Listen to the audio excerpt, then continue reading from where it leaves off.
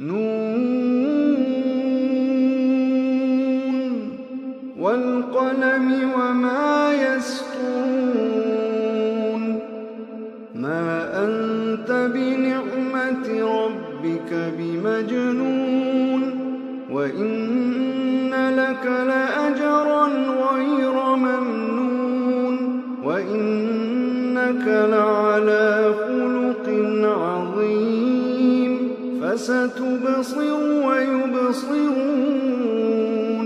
بأيكم المفتون إن ربك هو أعلم بمن ضل عن سبيله وهو أعلم بالمهتدين فلا تطع المكذبين ودوا لو تدهن فيدهنون ولا تطع كل حلاف مهين هماز مشاء بنميم مناع للخير معتد أثيم عتل بعد ذلك زنيم أن كان ذا مال وبنين إذا تتلى عليه آياتنا قال أساطير الأولين سنسمه على الخرطوم إنا بلوناهم كما بلونا أصحاب الجنة إذ أقسموا ليصرمنها مصبحين ولا يستثنون فطاف عليها طائف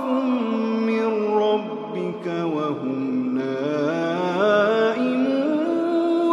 فأصبحت كالصريم فتنادوا مصبحين أن اغدوا على حرثكم إن كنتم صارمين فانطلقوا وهم يتخافتون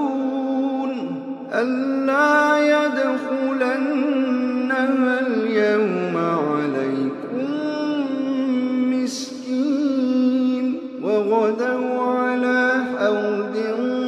قادرين فلما رأوها قالوا إنا لضالون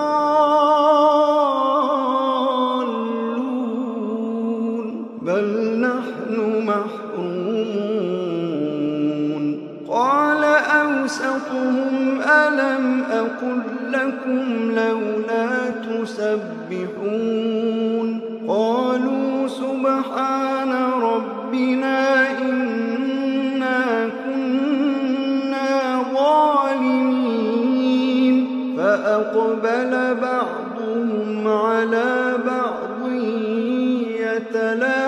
يتلاومون قالوا يا ويلنا إنا كنا طاغين عسى ربنا أن يبدلنا خيرا منها إنا إلى ربنا راغبون كذلك العذاب ولعذاب الآخرة أكبر لو كانوا يعلمون إن للمتقين عند ربهم جنات النعيم أفنجعل المسلمين كالمجرمين ما لكم كيف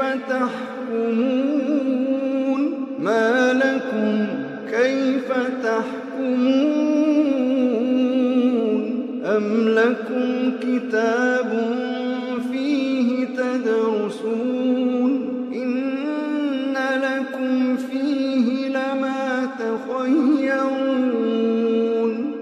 أم لكم أيمان علينا بالغة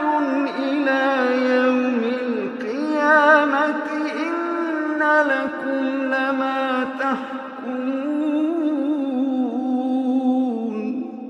سلهم أيهم بذلك زعيم أم لهم شركاء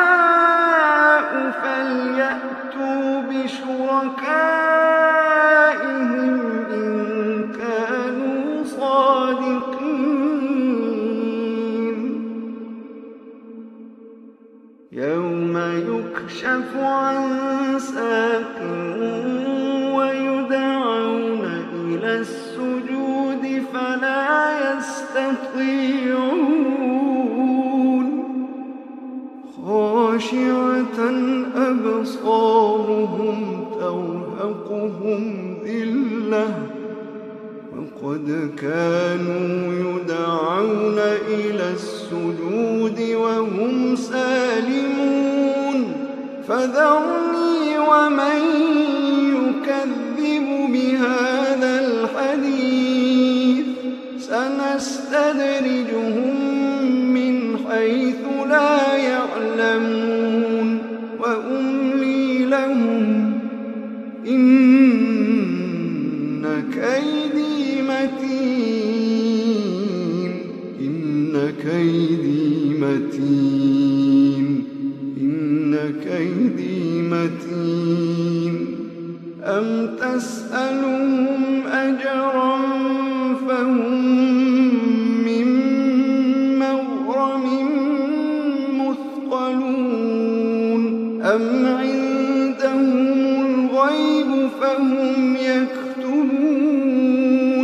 فاصبر لحكم ربك ولا تكن كصاحب الحوت إذ نادى وهو مكظوم لولا أن تداركه نعمة من ربه لنبذ بالعراء وهو مذموم لولا أن تداركه نعمة من ربه لنبذ بالعراء وهو مذموم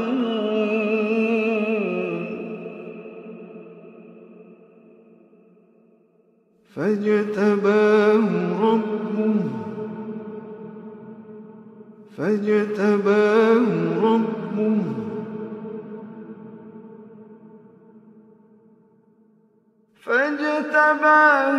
ربه فجعله من الصالحين وإن يكاد الذين كفروا ليزلقونك بأبصارهم لما سمعوا الذكر ويقولون إنه لمجنون وإن